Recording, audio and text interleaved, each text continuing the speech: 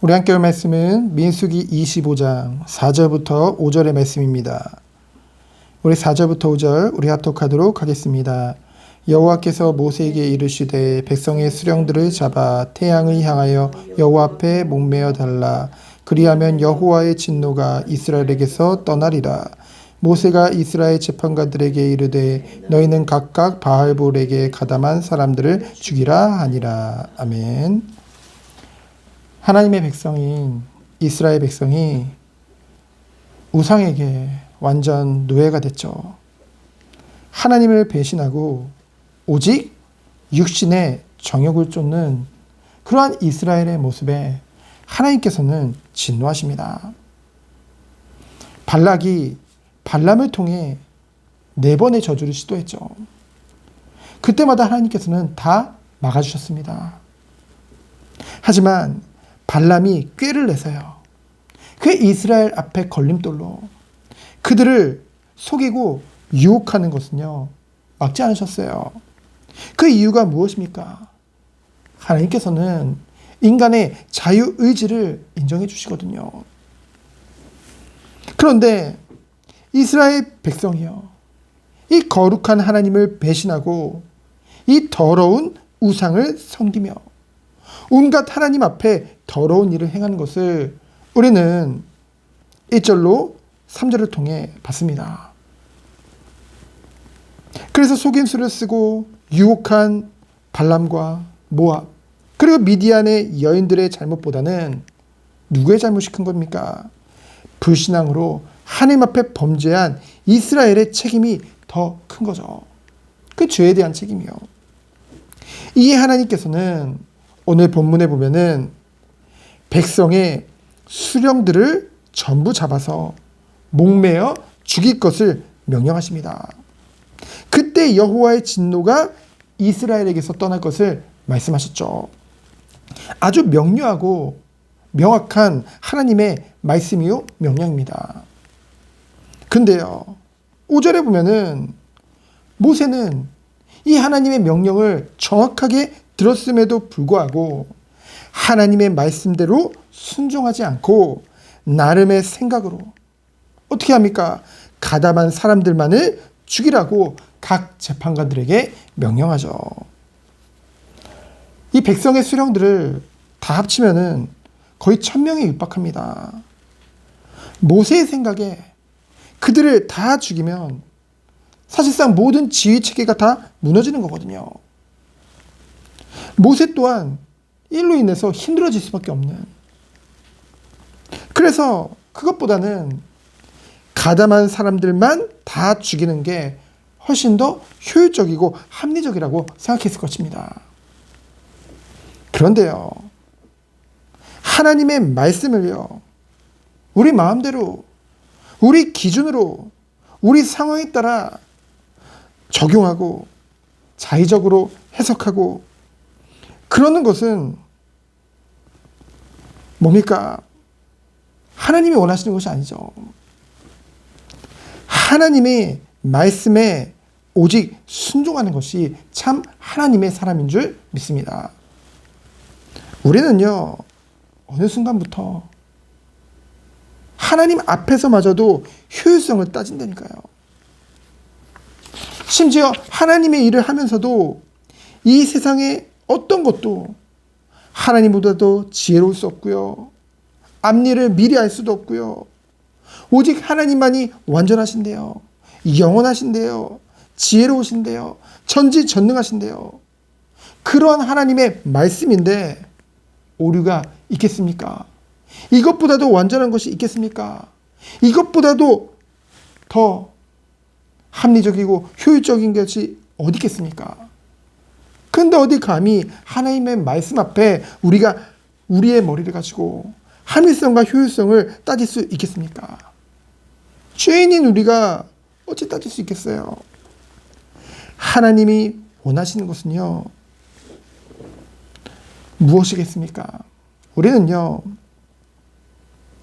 하나님이 우리에게 베풀어 주신 구원마저도 약간은 우리 나름대로의 기준을 가지고 가볍게 생각하는 경향이 있어요. 죽음도요, 그래, 죽으면 뭐 천국 가서 영원히 행복하게 살겠지. 근데 성경에서는요, 구원에 있어서도 우리 죽음 이후에 심판에 대해서도 분명하게 말씀하고 있거든요. 하나님이 우리에게 요구하시는 것이 무엇인지 아십니까?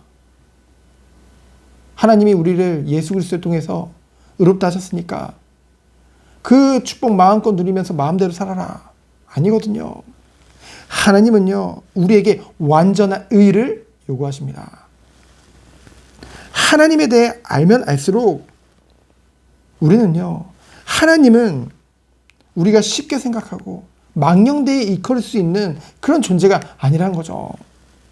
하나님에 대해 알면 알수록 감히 우리가 번접할 수 없는, 왜 그렇습니까? 거룩하고 지극히 높으신 분이시기 때문에.